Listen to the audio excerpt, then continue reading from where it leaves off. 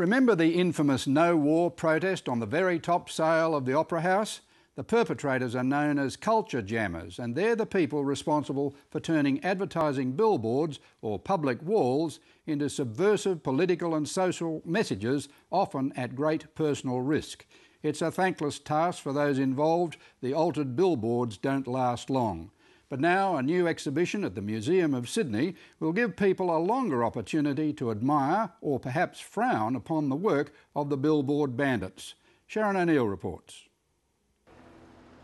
In March 2003, Dave Burgess and Will Saunders climbed up the sails of the Sydney Opera House to paint an anti-war message for all the world to see. It was the method in which we went to war that had got me angry, and certainly Will, as a prominent astronomer, I'd never seen him so wound up about anything. He was fuming. I overheard two old ladies, talking. I heard they said, "Oh, they've done it again. These rap bags, blah blah blah." And so my ears pricked up, and I stopped and I walked back and I said, "Who's done what? What are you talking about?" It says, "Oh, someone's written something on the sails of the Opera House." God, so I jumped into a car and I bolted down to the Opera House to get images of it.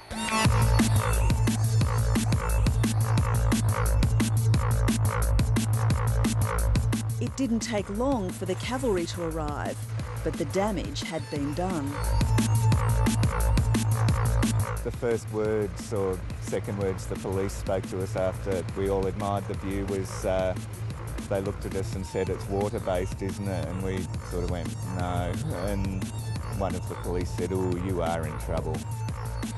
Indeed, they were. The protest cost Dave Burgess and Will Saunders 9 months of weekend detention and $150,000 in compensation. Of course it was worth it, and that was part of the idea, was once we'd had the idea, if we'd just been another couple of activists dreaming in a pub about what we could do, it would have felt like we'd left something undone. I was there the day that they were sentenced to jail, and I was just outraged by the decision of the court.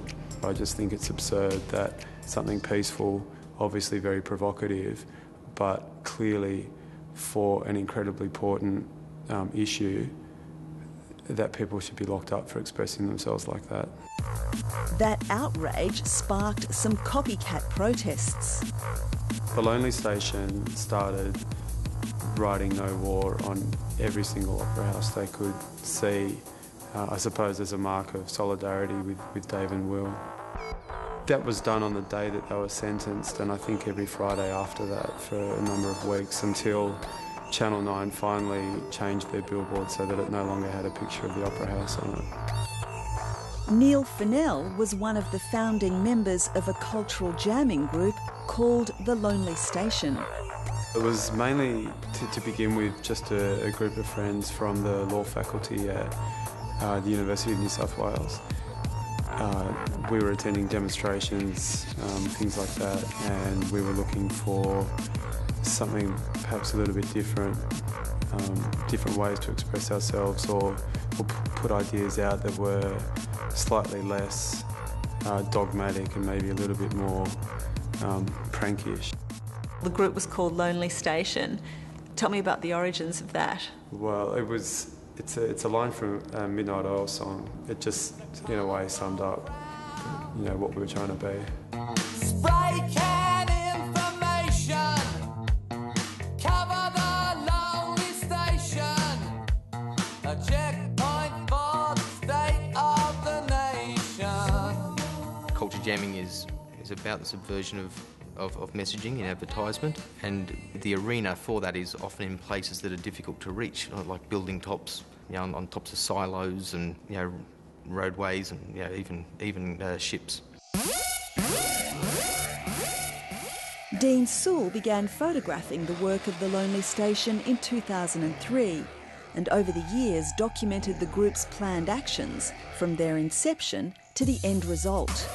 These photographs, which feature in a new exhibition called Culture Jammers at the Museum of Sydney, include one of The Lonely Station's better known and more daring acts. I think I was in Hobart in about June or July in 2003 at the pub, and I was with a friend, and we saw on the news a story saying that a maiden voyage was going to be made from Sydney for a new Spirit of Tasmania in January of the next year, and the next day we bought tickets and then spent the next 6 or so months planning how we were going to do it and what we were going to do. The plan was to put a banner on the side of the Spirit of Tasmania when it arrived in Sydney Harbour on its maiden voyage in January 2004. The group practiced their stunt in the University of New South Wales car park. The thing that we took the greatest issue with was the fact that the Tasmanian state government was so heavily marketing the natural beauties and wonders of Tasmania when they were promoting the Spirit of Tasmania, but at the same time as that, they were literally trashing the forest down there for almost nothing. Dean Sewell was assigned to cover the event for the Sydney Morning Herald. But as he photographed the dignitaries on deck, he knew the real story was unfolding below. They got it out, it was perfectly executed. And so we had them going under all of Sydney's icons, the Harbour Bridge, past the Opera House, the sails, peeking over the top of over the ship. And everyone was on the deck waving it, like the helicopters, both I guess news helicopters and so forth, not realising I guess what was actually on the side of the ship. By the time they realised the ship was stopped, mid-harbour, they sent in a pilot vessel and police, and they pulled the guys out of a manhole on the side of the ship. So it really stole the thunder of the day. What were the repercussions for you from that?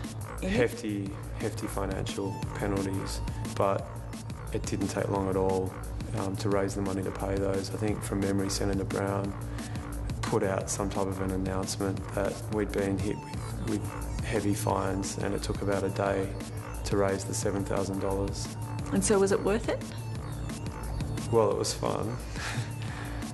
What would you say to people who feel angry about what you did? Our chief target of the message was overseas, in Middle Eastern countries who were seeing Australia as an invading force.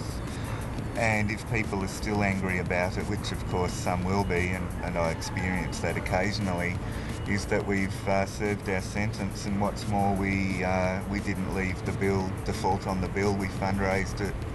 $150,000 is no mean feat. No one was left out of pocket. The paint came off. Thanks, Sharon. And there will be further talks on cultural jamming at the Museum of Sydney this Sunday.